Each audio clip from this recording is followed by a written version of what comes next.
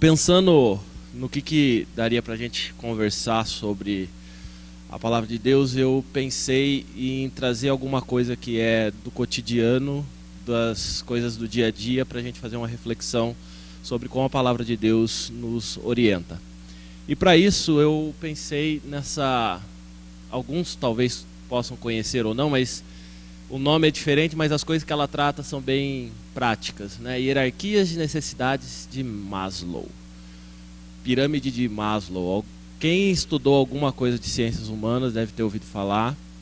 E isso trata, como o próprio nome está falando, das necessidades do ser humano. Então ele faz uma hierarquia, ele coloca níveis de prioridades, digamos assim, ou daquilo que é mais importante. E ele trata, então, ele separa, na verdade, todas as necessidades do ser humano de acordo com aquilo que é mais básico até aquilo que é mais superior ou mais evoluído, digamos assim, né? E ele é um psicólogo norte-americano, né, que nasceu em 1908, 1970, e eu gostaria de refletir com os irmãos a respeito disso. De acordo com o que está desenhado ali, sem dar prosseguimento, né? O que os irmãos conseguem reconhecer que ele aponta como necessidade? Na base, Rosa. O que tem ali? Tem pelo menos... Tem 6 coisas, vai. Oi? Soninho, né? Dormir. Tem comida. Tem água, que nos lembra de sede, né? Fome, sede, sono. O que mais? O símbolo ali de homem e mulher, né, entrelaçados, então estamos falando de relação entre homem e mulher, ou no caso ali, mais especificamente, relacionamento sexual. Depois, é que não está dando para diferenciar muita cor, mas seria um laranja, o segundo nível, de baixo para cima. O que tem ali?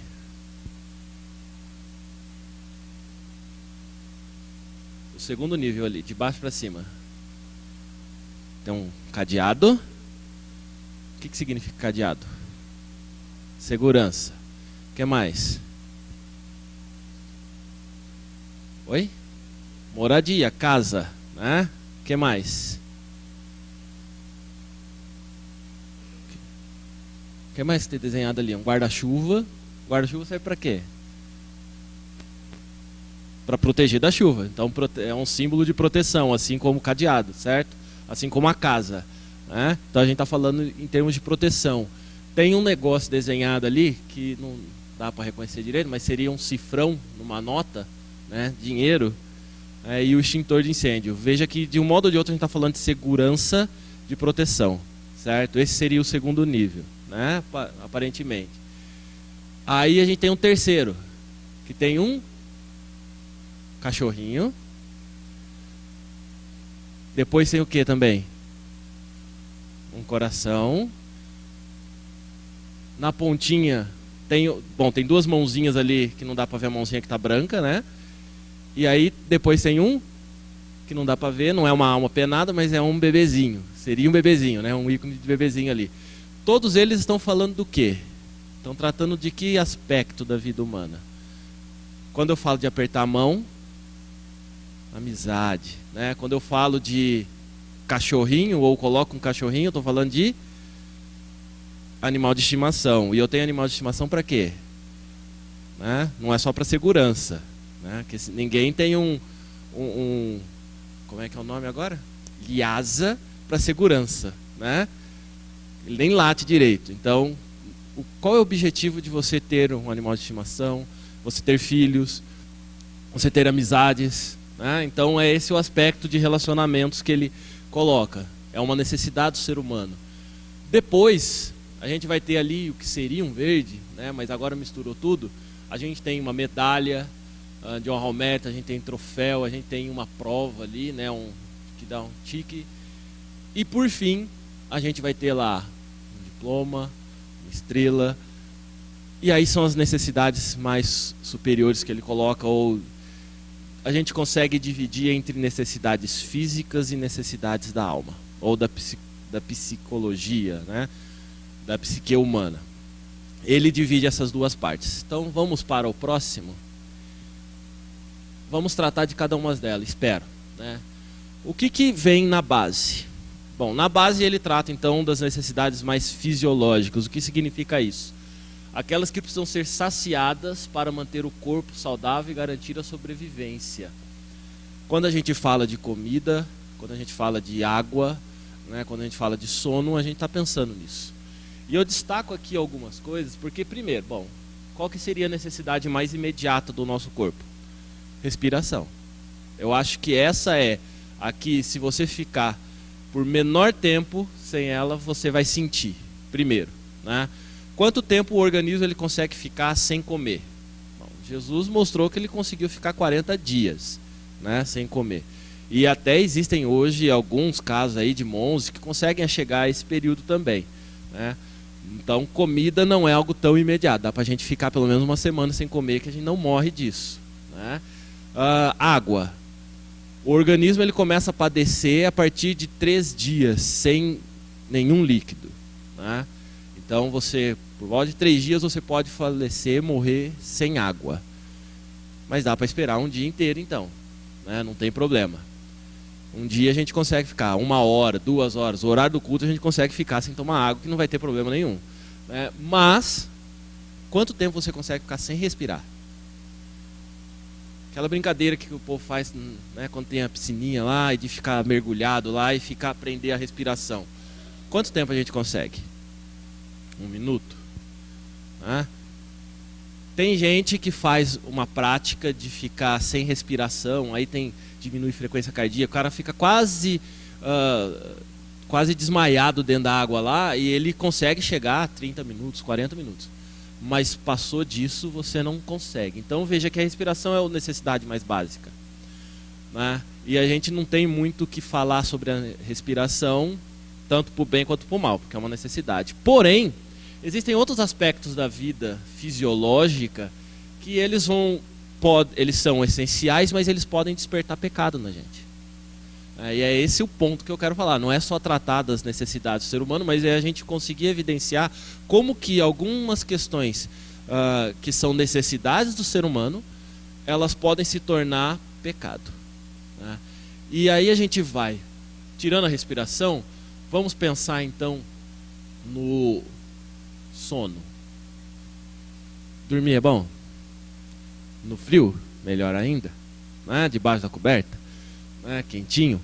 Mas o que a gente pode considerar como efeito danoso do sono? Vamos olhar para Mateus capítulo 26, versos 38 a 41. É uma passagem bem conhecida, né? Então lhes disse Jesus no Getsemane: a minha alma está profundamente triste até a morte. Ficai aqui e vigiai comigo.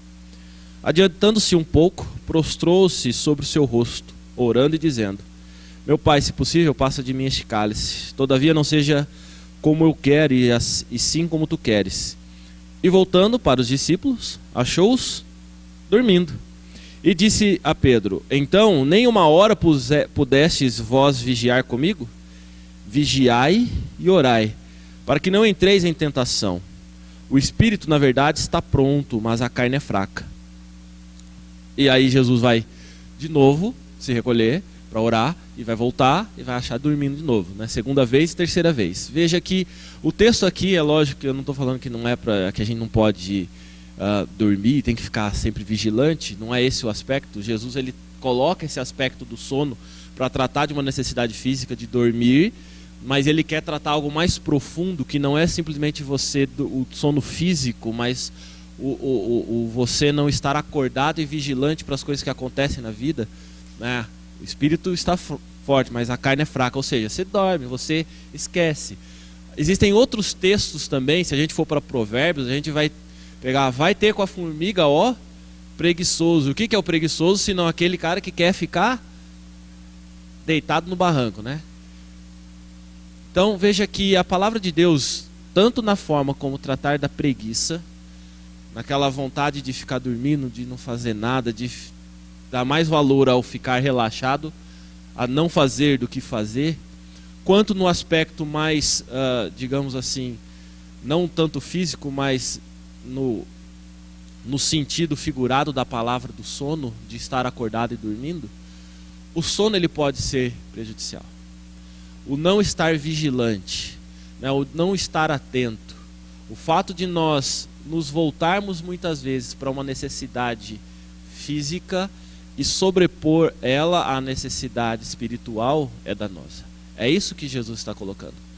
Vigiai e orai, né? A vigilância é exatamente o contrário do sono. Se eu sou um vigilante, é porque eu devo estar atento e não dormindo, né? E eu devo estar vigilante ou não estar dormindo para o quê? Para que aspectos da minha vida, né?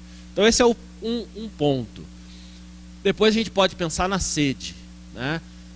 Vamos para João 4, 13 e 14.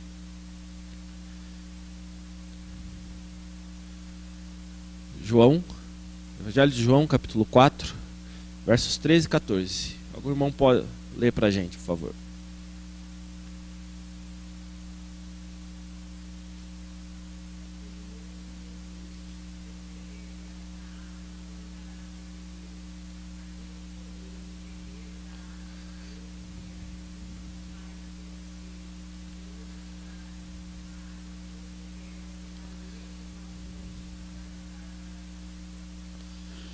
Novamente, a gente pode pensar no aspecto de sede como algo relacionado a termos físicos, né? Mas Jesus ele nos provoca e provoca a mulher samaritana e nos provoca com uma reflexão um pouco mais profunda, né? Através dessa necessidade mais básica do ser humano de beber água e de voltar a ter sede, ele se coloca como alguém que sacia todas as nossas necessidades e carências. Por isso que quem bebe de Jesus não volta a ter sede. Mas quem não está num relacionamento com Cristo vai sempre ter sede, estar sempre sedento, sempre em busca de algo, né? O texto, é lógico que eu não estou usando só falando especificamente da necessidade mais básica de sede, porque, como eu disse, a ciência já está aí para explicar, né?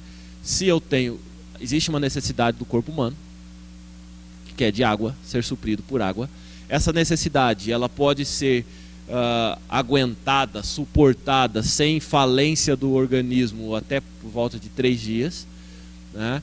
Então a gente poderia falar, então o momento que você está na escola, se você entra às 7 e sai ao meio-dia, você não precisaria beber água porque você não vai morrer de sede. Tem muita gente que fala, eu morro de sede, né, se ficar 2 horas. Eu chego na igreja, eu saio da igreja, chego na escola dominical, saio da escola dominical, chego para o culto e saio do culto e eu bebo água 5 vezes. Porque eu tenho sede, eu preciso beber água. Não é bem isso. Esse seria um aspecto físico apenas. Mas eu queria atentar com os irmãos para um aspecto um pouco mais superior, né? Por isso esse texto. Quando a gente fala sobre sede da palavra de Deus, sede de Cristo, a gente está pensando numa necessidade que o ser humano tem, e Jesus está apontando isso, né? O ser humano ele é cheio de necessidades que nunca vão ser supridas aqui na terra. Portanto, essa sede ela só pode ser suprida em Cristo. Tem outra palavra de Jesus também sobre sede, né, e fome de justiça. Aqueles que estão sedentos, né, na terra só vão ser saciados em Cristo. Perceba que a gente precisa atentar e olhar agora para a nossa vida e ver o que nós estamos nos direcionando, para que nós estamos gastando a nossa energia, o que realmente nos dá uma necessidade, nós colocamos como uma necessidade tão imediata quanto tomar um copo de água para matar a nossa sede. Muitas das vezes nós colocamos várias coisas da nossa vida no mesmo patamar disso, como se não conseguíssemos viver sem isso. Jesus ele faz uma reflexão, olha, você pode tomar essa água quantas vezes quiser, você pode buscar isso que você está buscando quantas vezes quiser, mas você sempre vai necessitar de mais dele. Quem bebe da água da vida, da fonte da vida, não torna a ter sede. Quem se sacia em Cristo Jesus não volta a ter carências de outras coisas. Esse seria um aspecto. Fome. Deuteronômio 8, 1 a 3. Pedi para outro irmão abrir em Deuteronômio, capítulo 8, versos 1 a 3. Veja, novamente, né, eu não queria tratar do aspecto apenas da fome física, né, porque isso, é claro, uma vez que a gente tem fome, a gente necessita do alimento, mas Jesus foi tentado sobre a fome. É interessante a gente pensar nesse aspecto. Após 40 dias sem comer, o que o diabo faz com Jesus? Qual que é a primeira tentação?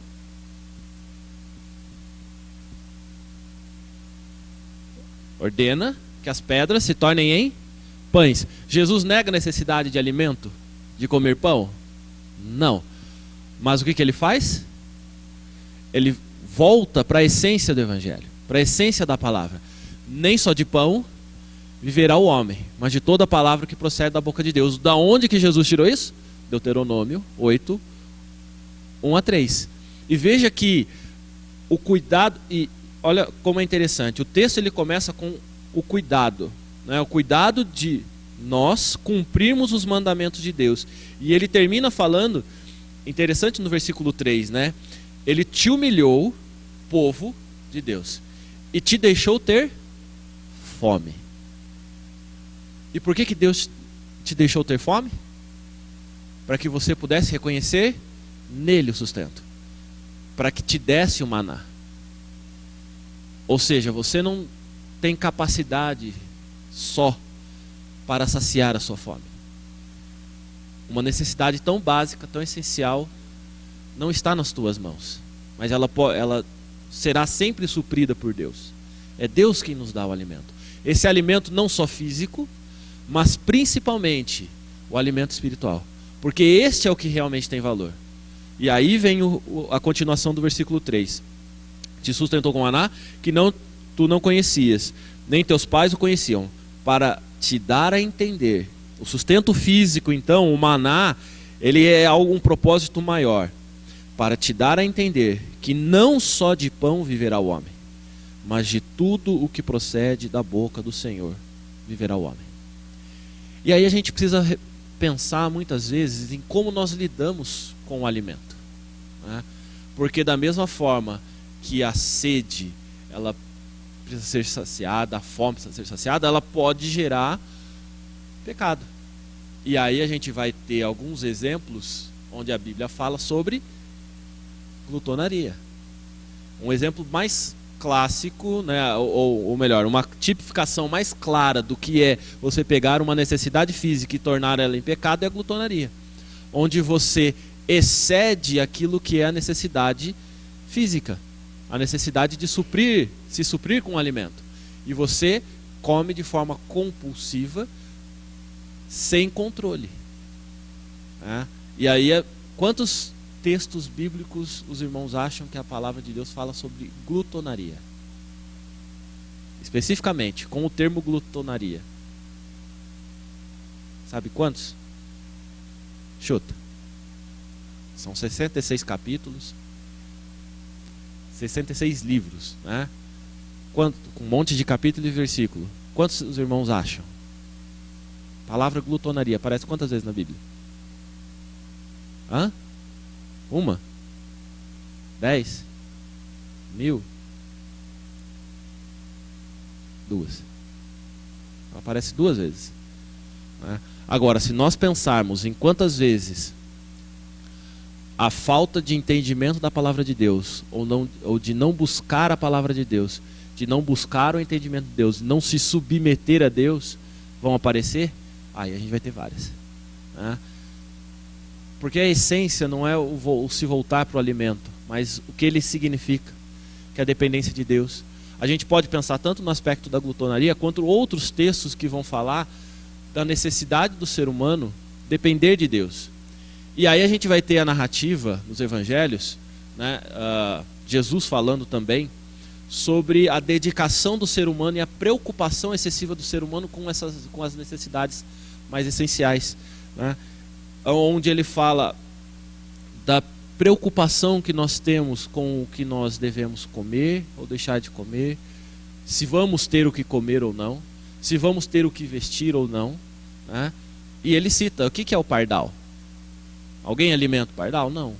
Mas Deus cuida dele, né? E se você é melhor do que um pardal, por que você acha que Deus não vai cuidar de você? Buscar em primeiro lugar o reino de Deus. E todas estas coisas, alimento, comida, vestuário, vos serão acrescentadas. Então perceba que a gente pode inverter as necessidades, colocando as necessidades físicas acima das necessidades da alma ou da dependência de Deus. O próximo, que a gente pode falar, outro aspecto importante também, Gálatas 5, 19 a 21, vamos abrir lá em Gálatas 5, 19 a 21, porque pode não parecer, na cabeça da gente, parece que as coisas estão mudando, que o mundo está ficando mais erotizado, né? Que as pessoas elas estão se dando muito mais às paixões da carne, mas isso, se a gente pegar desde os primeiros versículos da Bíblia, dos primeiros capítulos até o final, a gente vai ver que a presença dos versículos relacionados aos pecados da carne são muito maiores do que os outros tipos de pecado. É interessante isso. E aí quando a gente olha para o capítulo 5, verso 19 a 21, a gente vai ver exatamente isso. Ora, as obras da carne são conhecidas e são prostituição, impureza, lascívia, idolatria, feitiçarias, inimizades, porfias, ciúmes, iras, discórdias, dissensões, facções, invejas, bebedices, glutonarias e coisas semelhantes a estas, a respeito das quais eu vos declaro, como já outrora vos preveni, que não herdarão o reino de Deus o que tais coisas praticam. Veja que é interessante quando a gente olha para o aspecto da relação sexual ou do ato sexual, né? E aqui eu não estou falando do casamento, porque casamento é a necessidade de se relacionar com outro, é outro aspecto, né? Outro nível dessa necessidade. Estamos falando apenas de sexo. O psicólogo, no caso aqui, Maslow, e a maioria das pessoas hoje reconhece, e aí vem o perigo, de que o desejo sexual, ele é algo instintivo. Portanto, quando você tem necessidade, assim como você tem necessidade de beber água, você deve saciá-lo. A compreensão e a leitura que nós temos hoje, pelo menos no mundo, né? E do mundo, aí eu falo das ciências humanas, é de que qualquer desejo sexual ele não precisa ser reprimido, mas ele deve ser saciado. A palavra de Deus, ela nomeia esses pecados. A lascívia é só um deles. Então, quando a gente dá vazão às necessidades sexuais, das mais diversas formas, sem que isso aconteça no âmbito apropriado, que é do matrimônio, a gente tem vários nomes para isso, dados pela Bíblia em diversos textos bíblicos. Mas hoje, isso não é algo como tratado como pecado, como algo que você pode segurar, né? As pessoas elas têm se comportado, e aí desculpa o perdão da palavra, mas como se fossem animais no cio. O que é o animal no cio? É quando ele tem uma necessidade sexual, muito mais até vinculado com a procriação, correto? E aí ela se entrega a isso. Ela não tem pudor, ela não tem limite. O animal acontece isso, ele tem que dar vazão a isso. Agora, o ser humano ele tem controle sobre. Mas o que nós percebemos hoje na sociedade é que não tem sido dessa forma que tem sido pregado ou discutido, mas sim como uma necessidade que deve ser satisfeita. Qual o mal Qual o problema de você dar vazão e satisfazer as necessidades sexuais que seu corpo pede? Seja ela como for. Seja homem com homem, mulher com mulher, seja entre ser humano e animal. Parece algo horrendo, mas desde a palavra de Deus, desde o começo lá em Gênesis, a gente vê, e na verdade na tipificação do pecado, né, quando a gente vê Levíticos, já vai ter lá a proibição. Veja, Deus precisou estabelecer para o povo de Deus que era proibido ter relações sexuais entre homens e animais. Se ele precisou deixar isso claro lá atrás, é porque existia e continua existindo, né? E aí, se a gente for pesquisar as práticas sexuais que os homens têm, elas são das mais horrendas e possíveis. Existem práticas até de ser humano dando vazão aos seus desejos sexuais com corpos mortos, necrofilia, né? Aí a gente vem pela pedofilia, e aí a gente vai ter várias, né? Então, o fato é que todas essas necessidades que estão presentes no nosso corpo, elas são necessidades reais, porém, a tendência que o ser humano tem para o pecado, ela faz com que tudo isso possa se sobrepor ao relacionamento com Deus. E na verdade nos impede de se relacionar com Deus. Porque o nosso objetivo vai ser esse. Não vai ser a relação com Deus. A nossa necessidade mais primária, digamos assim, é o pecado. E aí a gente transforma tudo isso em pecado, né? Nos afasta de Deus. Bom, essa é só a primeira fase, né? Necessidades físicas. Alguma dúvida, alguma pergunta até aqui? Então, continua anotando para tirar dúvida com o João, né? Segunda, vamos lá. Próxima. A próxima, ela tem a ver com segurança, né? São a necessidade, né, de nós termos a sensação de proteção e garantias de soluções perante as situações que estão fora do controle do indivíduo. Então, tudo aquilo que está fora do nosso corpo agora, né? Então a gente tem necessidade. Bom, frio está fora do nosso corpo, né? Ele é ocasionado por algo que está externo ao nosso corpo, né? E como é que a gente faz para se proteger do frio? A gente precisa de roupa, né? Como é que a gente faz para se proteger da chuva, das intempéries da natureza? A gente precisa de proteção. Então, o mais imediato é que a gente, além de proteger o nosso corpo, a gente proteja também, de imediato aqui, cria uma proteção um pouco maior, da roupa para a nossa casa, né? E dessa casa a gente vai ter que ter níveis de proteção. A gente vai ampliando essas proteções. A primeira delas, e a mais gritante, e a forma de colocar qualquer tipo de proteção, são os bens materiais. E aí a gente tem que olhar para a propriedade. Existe uma necessidade nossa em estabelecer propriedades, porque através das propriedades, dos bens materiais, é que a gente sente segurança. Não é, veja que não existem materiais, bens materiais, que são para nos auxiliar em alguma coisa, né? Um garfo. Um garfo, ele serve para nos auxiliar a comer, correto?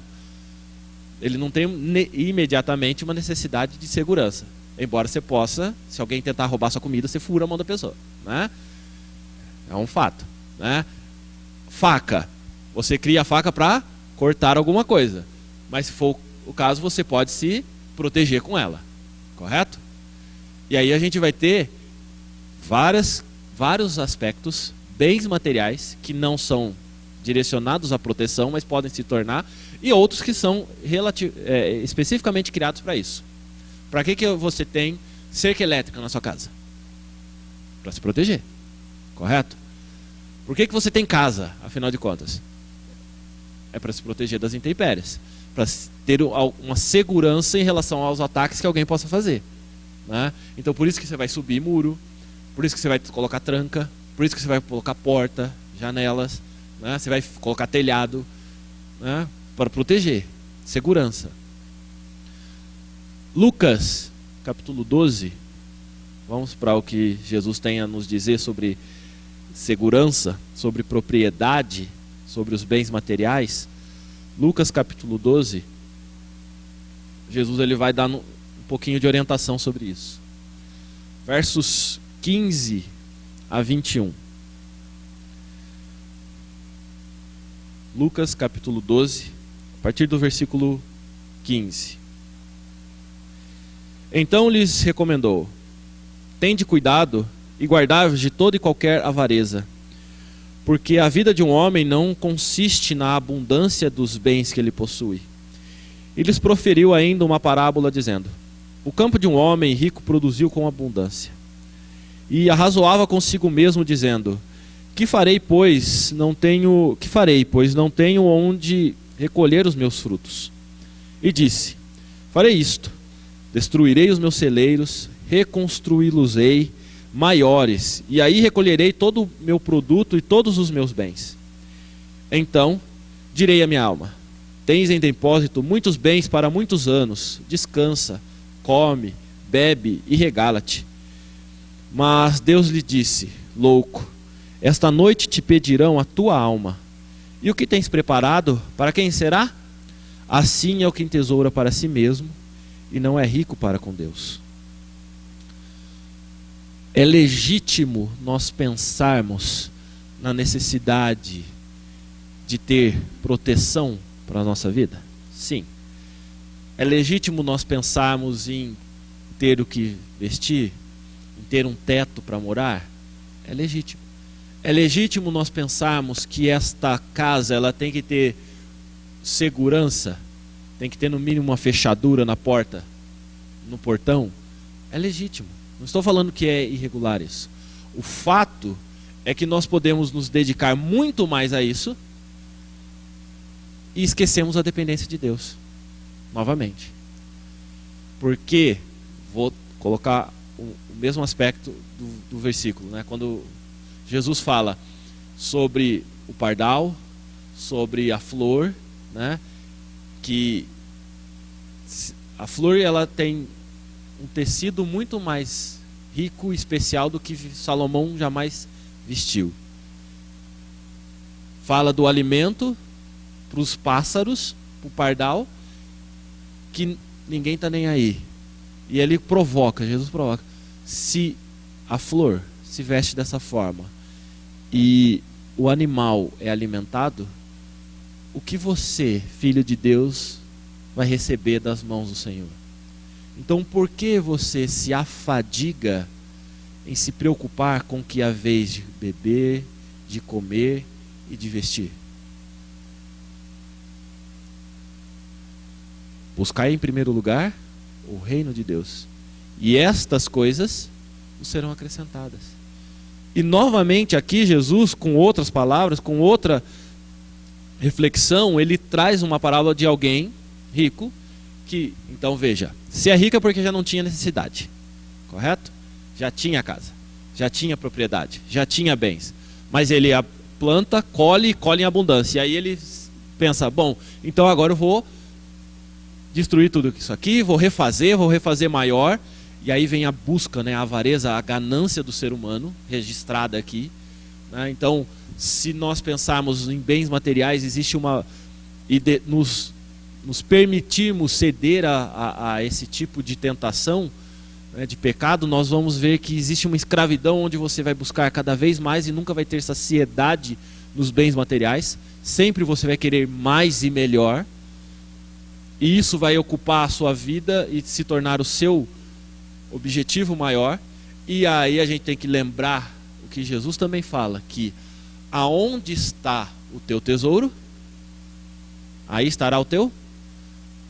E é interessante a forma como Jesus coloca isso, porque não é onde está o teu coração estará o teu tesouro, né? Aonde você se dedica é que vai estar a sua riqueza. Não, aonde está a sua riqueza, onde está o teu tesouro, aí é que vai ser direcionada o seu coração, o seu desejo, a sua vontade. Então o que é o bem maior para você?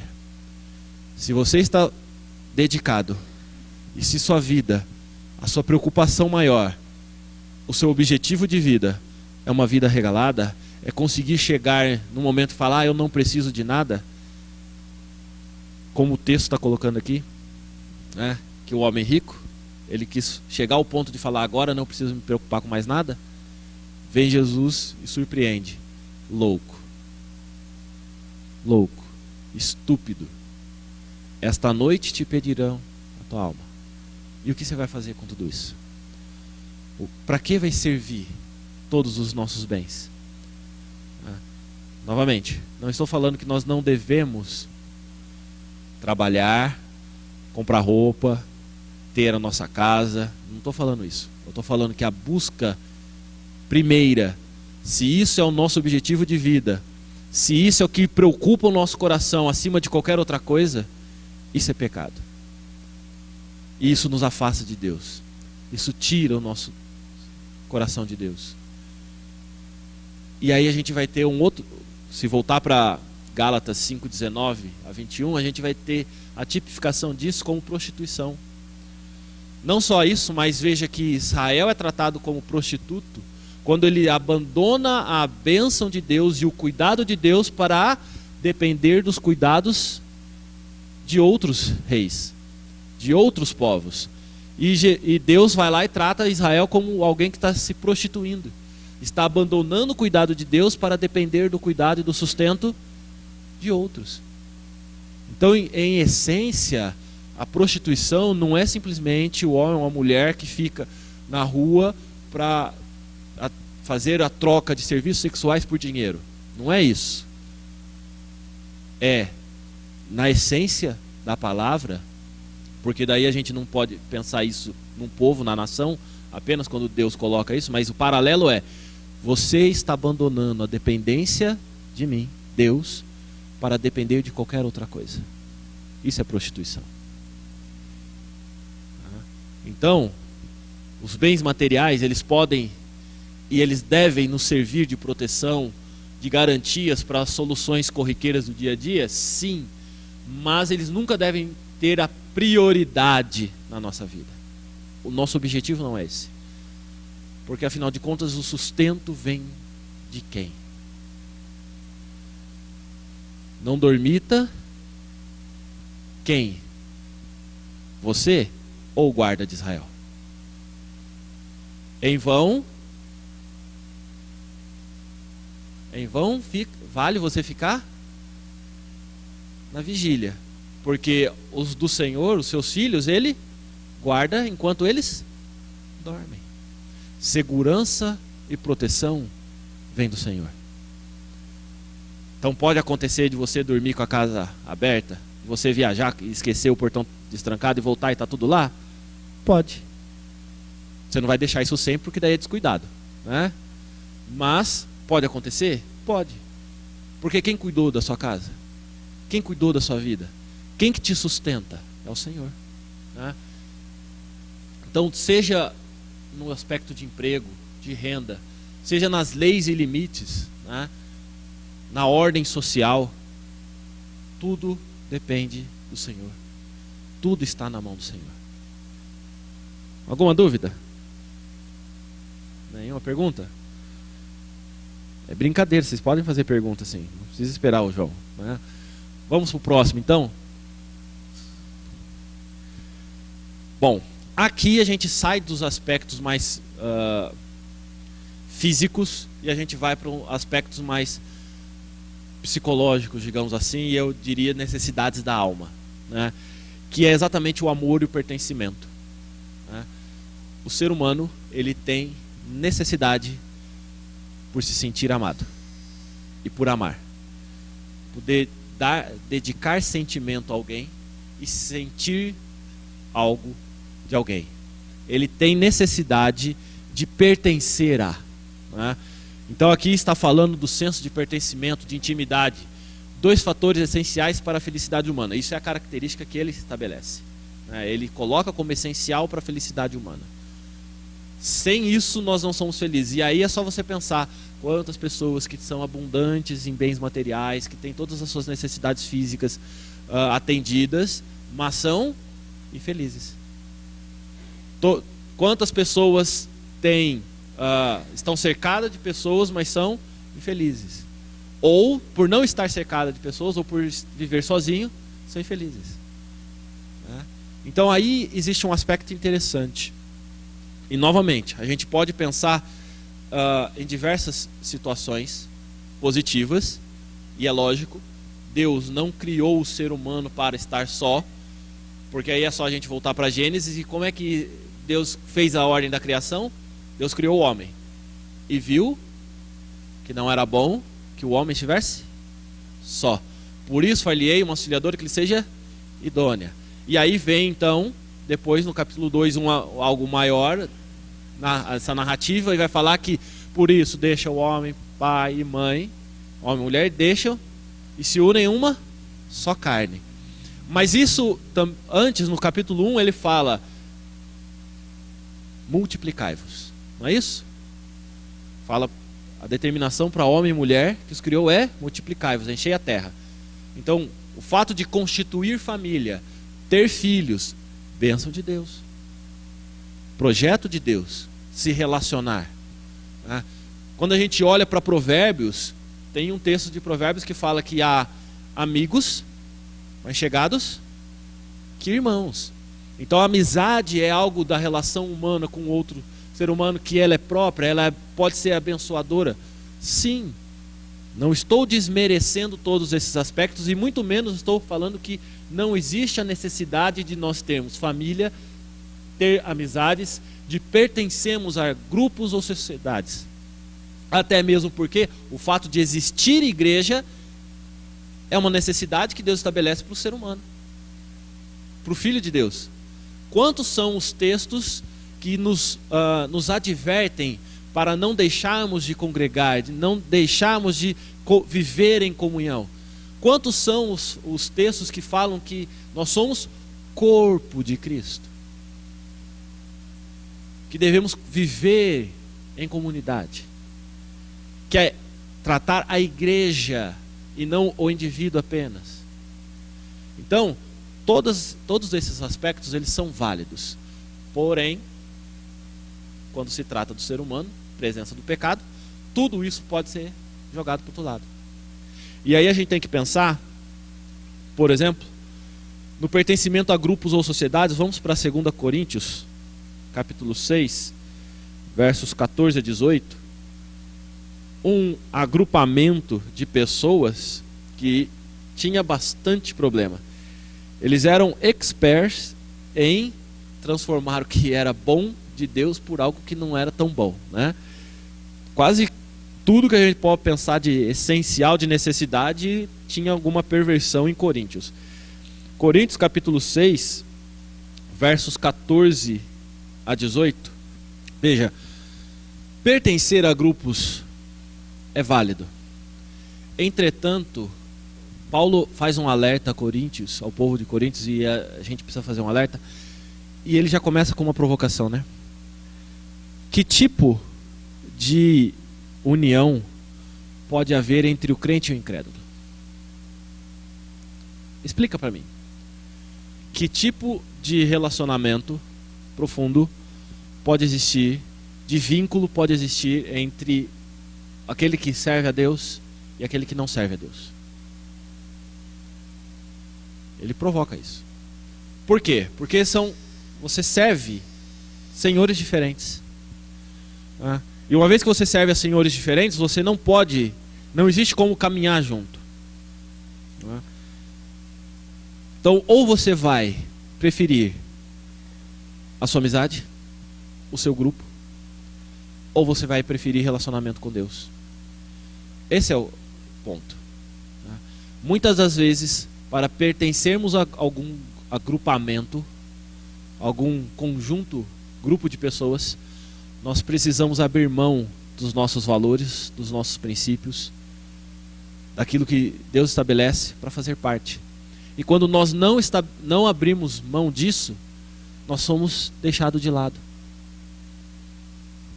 E aí vem a necessidade básica do ser humano de pertencer a um grupo, falando mais alto, falar, abre mão disso porque é melhor que você viva em grupo. Errado. É melhor que você fique só, porque na verdade você não está só, mas você está com Deus. e Deus vai providenciar uma família para você, porque essa é a conclusão a partir do verso 18, né? Vós sereis para mim filhos e filhas, ou seja, existe uma comunidade, um grupo de pessoas para a qual você vai servir. Então existe um caminho. Quando você decide servir a Deus, você não vai ficar só.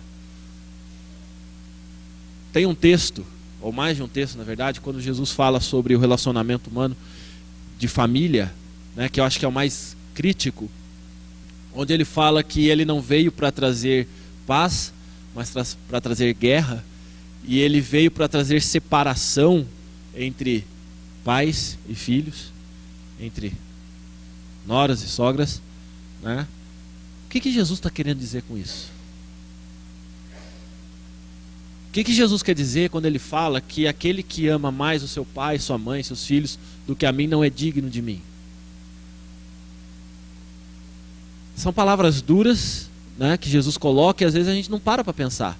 O que significa Jesus falar isso? O amor à nossa família, ele é válido? É. Amor aos nossos filhos, ao nosso cônjuge, à nossa família, é válido? É. Mas quando que isso se torna um problema? Quando isso se coloca no lugar do Senhor. Quando isso se coloca no lugar de Cristo. Quando isso ocupa o primeiro lugar da sua vida. Quando você se dedica muito mais à sua família do que ao Senhor. Quando você escolhe a sua família ao invés de escolher ao Senhor. Então, como que nós... E aí, esse eu estou tratando apenas do aspecto familiar. Mas se na família já é o mais difícil, nas amizades, nas sociedades em geral, né, nos ambientes de trabalho, nos ambientes que nós estamos, seja de estudo, seja de trabalho, nós convivemos com pessoas. Nós queremos pertencer a esse grupo. Nós desejamos fazer parte do grupo. Nós não queremos ser aquela pessoa que fica sentada, isolada e ninguém conversa com a gente. Mas tem um preço para tudo isso. E chega a hora do preço ser o Evangelho. Por isso a provocação: não vos ponhais em julgo desigual com os incrédulos, porquanto que sociedade pode haver entre a justiça e a iniquidade? Ou que comunhão da luz com as trevas? Que harmonia entre Cristo e o maligno? Ou que união do crente com o incrédulo? Que ligação há entre o santuário de Deus e os ídolos? Ele pergunta mais de uma vez, né, para provocar realmente. Como que nós fazemos as nossas escolhas de amizade? Como que nós fazemos as nossas escolhas, né, para colegas, para amigos, para montar uma empresa, para casar, para namorar? O que tem baseado a nossa escolha? Com que tipo de pessoas nós estamos nos relacionando?